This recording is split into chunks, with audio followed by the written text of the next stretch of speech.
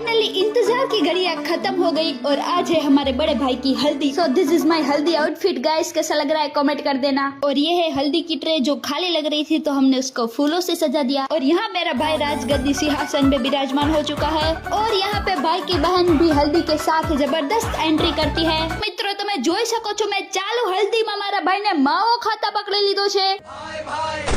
આટલી શાંત સૂકી હલ્દીમાં કેમ મજા આવે। હલ્દીની સાથે કંઈક મસ્તી તો જોઈએ ને, તો પછી થઈ હલ્દીની સાથે હોળી પણ। લિયો ખતમ ખલાસ। अरे ना भाई ना, पिक्चर अभी बाकी है, इतना मेरे लिए नहीं काफी है, अभी आगे आगे देखो होता है क्या।